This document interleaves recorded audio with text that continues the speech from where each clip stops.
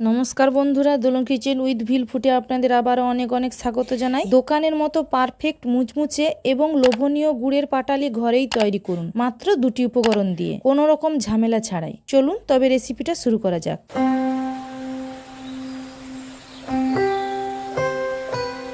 দেখুন বন্ধুরা, আমি এক ছোট বাটিতে 1 বাটি গুড় নিয়ে নিয়েছি। এটা কিন্তু আখের গুড়। আর নিয়ে নিয়েছি 1 বাটি চীনাবাদাম।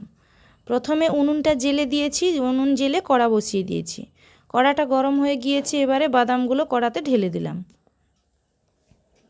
এবারে বাদামগুলো খুব ভালো করে ভেজে নেব।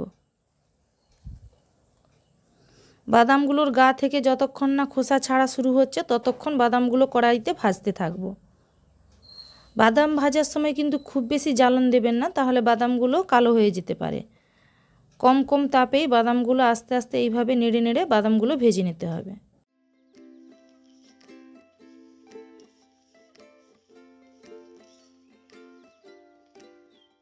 দেখুন বন্ধুরা, বাদামের গাগুলো ফাটা ফাটা হয়ে গিয়েছে।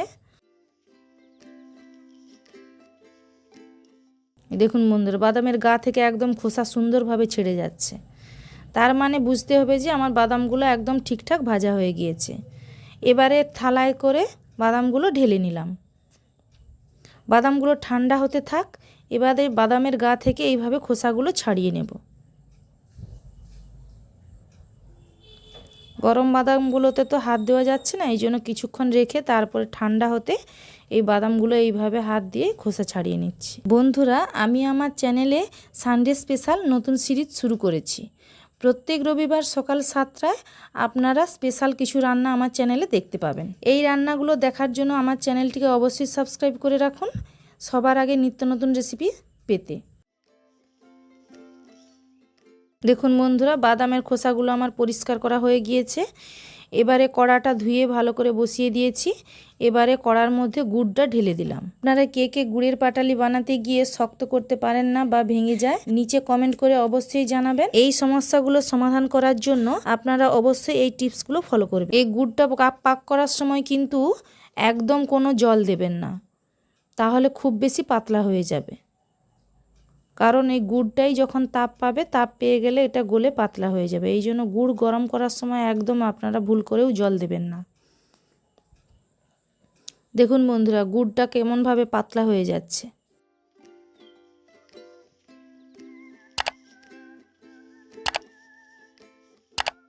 আস্তে আস্তে জ্বালন দিয়ে আস্তে আস্তে জ্বালন দিয়ে গুড়টাকে ভালো করে ফুটিয়ে নেব। গুড়টা আমার একদম ভালোভাবে ফুটে উঠেছে, হালকা ঘনও হয়ে গিয়েছে। এবারে বাদামগুলো দিয়ে দিচ্ছি।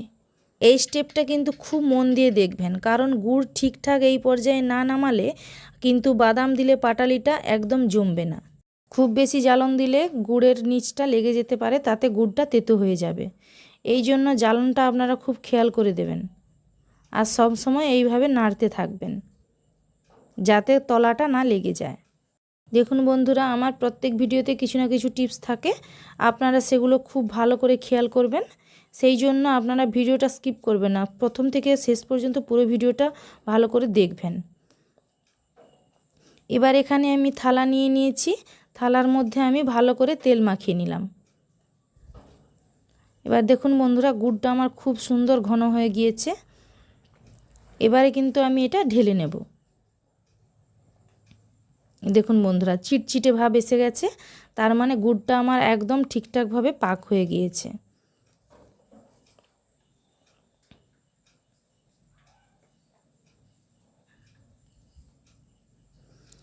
এবারে আমি থালার মধ্যে ঢেলে নিচ্ছি।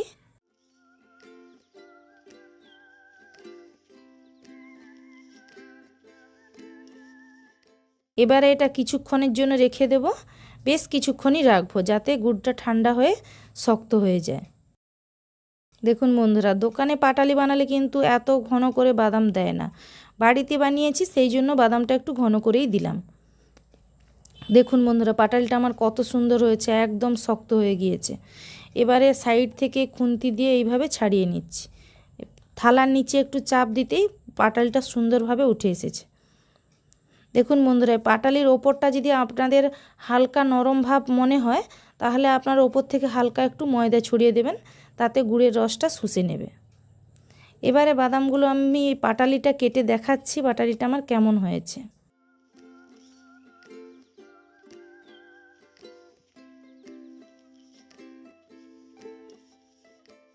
দেখুন বন্ধুরা, ছুরিতে ঠিকঠাক কাটা হচ্ছে না, আমি কিন্তু হাত দিয়েই আপনাদের ভেঙে দেখাবো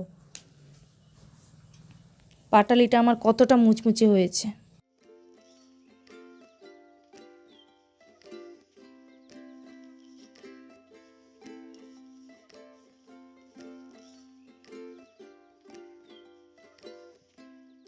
দেখুন বন্ধুরা, আমি হাত দিয়েই ভেঙে দেখাচ্ছি যে পাটালিটা আমার কতটা মুচমুচে হয়েছে। দেখুন বন্ধুরা, খুব সুন্দর হয়েছে পাটালিটা। আপনারাও এইভাবে বাড়িতে বানাবেন। আমার এই পাটালিটা আপনাদের কেমন লাগলো সেটাও অবশ্যই কমেন্ট করে জানাবেন। ভিডিওটি ভালো লেগে থাকলে অবশ্যই একটা লাইক করবেন, শেয়ার করবেন। চ্যানেলে যদি নতুন হয়ে থাকেন চ্যানেলটিকেও অবশ্যই সাবস্ক্রাইব করবেন।